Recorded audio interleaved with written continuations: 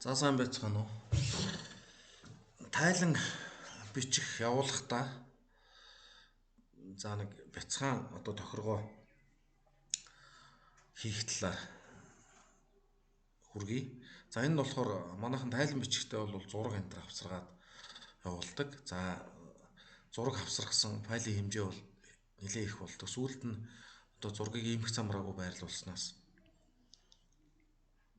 тайлан нэгтгэх үед зураг нь ийш тийшээ гүйж алга болоод хэцүү байдаг. Тэгэхээр ерөөсөө маш хялбархан юм арга зааж байна. За хамгийн ихэнд хэдэн зураг оруулахаа сонгоод эхлээд хүснэгт оруулчихна гэсэн. Өөрөөр хэлбэл хүсэгтэн дотоо бид нар зураг оруулах гэж байна. За би нэг 2 зураг оруулах шаардлагатай боллоо гэж бодоход 2 хүснэгт оруулчих. Нэг мөр 2 багантай. За ингээ хүснэгтэн дотроо insert picture гэж байгаа зураг оруулчих. За одоо ийм том хэмжээтэй зураг байх юм бол ингээ багасгах чинь. За мэдээж одоо сүүлийн үеийн утаснуудаар авсан зурагнууд бол их том хэмжээтэй байдаг. Нилээн том болно. Тэгээд энэ 4 цагийн цэгээс татж агаад ингээ жижигрүүлээд оруулчихна гэсэн үг. За хажуу талд нь муу ялгаагүй бас өөр зураг оруулаад ирье. За одоо энийг ч юм уу те. За энэ баг зэргийн урт дөрөвний харьцаа алдагдахд бол гайгүй шүү дээ. За ингээд хүснэгтэн дотроо хүснэгч яг ингээ хөдөлгөөргүй болгоод ингээ зургаа ингээ оруулчих юм бол дээш доош гүйлгэхэд enter дарахад бол энэ хоёр зураг хоёулаа янз бүрийн хэмжээ дамжаа алдагдахгүй ингээд цуггүйгээ явчихдаг. За сүүл тайлан мэдээ нэгтгэхэд бол маш их амар байдаг. За тэгэхээр манайхан тайлангаа явуулахдаа бол зургнуудаа ингэж оруулна гэсэн үг байна шүү. За бүр том хэмжээтэй зургнуудыг бол тастад тайрж оруулахаас өөр арга байхгүй. За тасдах сонголт бас байдаг Word дотор. За ингээд зургаа дарлаа формат цэсийг идэвхжүүлээ энд crop гэж байгаа. За тэгэнгүүт ийм дөрвөлжин хар ийм хүрээнүүд гараад ирнэ. За энэ дээрээс ингээд татаад crop буюу одоо жижигшгээд одоо маш том хэмжээтэй зураг хажууд нь өөр одоо хэрэггүй юм объект гарсан те. Тиймэрхүү зургуудыг бол ингээд кроплоод зөвхөн хэрэгтэй зүйлээ үлдээгээд ингээд хэмжээг нь багасгаж бас болно. Тэгээд хэрэгтэй хэмжээндээ хүртэл багасгасны дараа дахиад энэ кропоо дарахад ингээд багасгачихна. За ингээд буцаагаад хүснэгтнийхээ хэмжээ рүү татаад хомруулаад оруулчих. За ингээд мэдээж хүснэгтийг бол алга болгохгүй бол тайлан дээр их муухай харагддаг энэ хүснэгтний хүрээ. За тэгэхээр хүснэгтээ энэ зүүн дээдлийн өнцгт ийм нэмэх тэмдэг гарч сонгоно. Эсвэл бол ингээ бөөнөрөө сонгоцсон ч болно. Урталт нь ганц дараад. За ингэ сонгож байгаа дизайн руу ороод border дээрээс no border гэсэн сонголтыг хийчихээр нөгөө хүрээ маань алга болоод зураг маань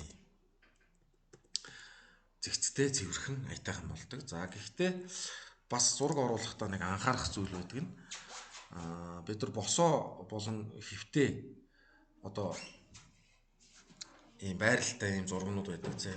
За жишээлбэл нэг хүний зураг гэж одоо хөвчлэн дандаа камерыг бол босоогоор нь байрлуулж гад авцсан байж байгаа ч тий. За их олон хүний зураг бол хэвтэй байралтай ийм зураг байж байгаа ч тий. Аль болохоор босоо хэвтэй зургнуудыг нэг дор оруулахаас зайлсхийх хэрэгтэй. Тэгэхгүй бол хоорондын харьцаа энэ одоо харагдах байдал энэ төр нь бас их төвөгтэй ингээ өсгөлтөн дотор байрлуулахад бас их төвөгтэй болдог байгаа шүү. Тэгэхээр энэ босоо хэвтэй зургийг аль болох байрлуулахгүй байхыг эрмэлзэх хэрэгтэй. За ерөнхийн нэг стандартаар аваад үзэх юм бол хэвтэй зураг бол нэг нүүрэнд 2 өөрөөр хэлбэл яг энэ шиг. За босоо ийм зургнууд бол нэг нүүрэнд 3 байхын тохиромжтой. За хэдүүлээ дахиад энэ дээр бас доор нэмээд оруулаад үзье л.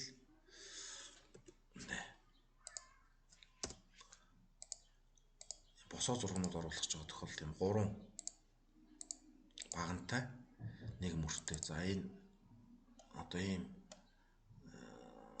одоо илтгэл тавьсан байлаа гэж бодъё л да тий.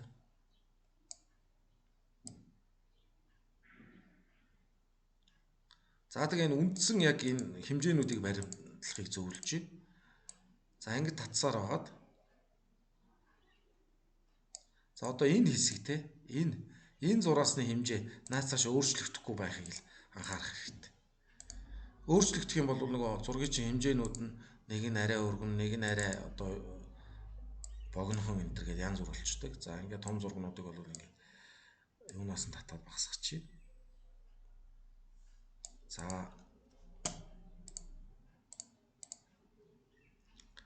одоо дахиад нэг юм босоо зурагч гэдэг юм те.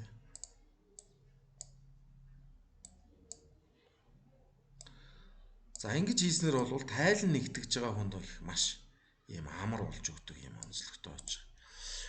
За ингээ босоо зураг бол ингээд 3-аар аяг нэхэд бол маш их юм аятайхан харагддаг. За мэдээж сонгож байгаад одоо юугаа устгах чи хүрээг нь алгуулах чи no border. За энийг муу адил дизайн руугаа ороод borders дотроос no border гэдэг ингээд сонгочих юм бол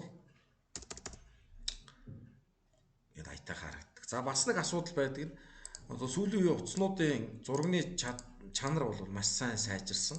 Энэ сайжирснаа дагаад файлын хэмжээ маш их болдог. За тэгвэл энэ Word дотор байгаа зургнуудыг чанарыг алдагдахгүйгээр хэмжээг нь шахах бас юм арга байдаг. За зургаа сонголоо, формат руу орлоо, форматс руу орлоо. Тэгээд компресс гэж байх хэрэгтэй. Компресс. За минийх бол одоо энэ 2019 дээр Ops 2019 дээр ингэж харагдیں۔ За 16 эдэр дээр бол compress picture гэх тусдаа одоо энэ дотор юм нэртэйгээ байж байгаа. За compress picture-ыг сонголоо. За энэ угаасаа бага хэмжээтэй зураг учраас дахиж бол багасахгүй юм байна. За энд сонголт байдаг. Email, web, print, HD, high гэдэг.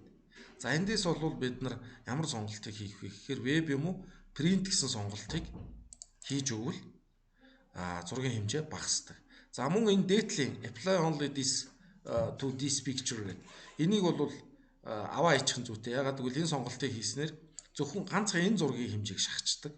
Бусад зураг нь хэвээр үлдэнэ гэсэн. Энийг авчихаар бүх зургийн хэмжээг шахна гэсэн. За энэ доотлынхыг бол чеклээд үлдээсэн дээр delete cropped areas of picture. За энэ нь болохоор ерөөдөө кроплсон одоо дөрөвний бид нар crop буюу тасцсан зургийн зайг бол устгана гэсэн юм утгатай.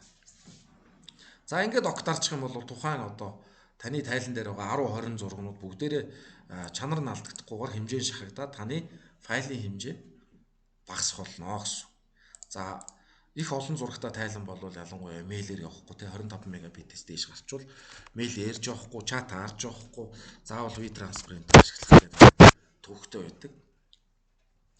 За ингээд манайх энэ зааврын дагуу зурагтай тайлангаа бэлдээд явуулаарай. За ингээд амжилт хүсье.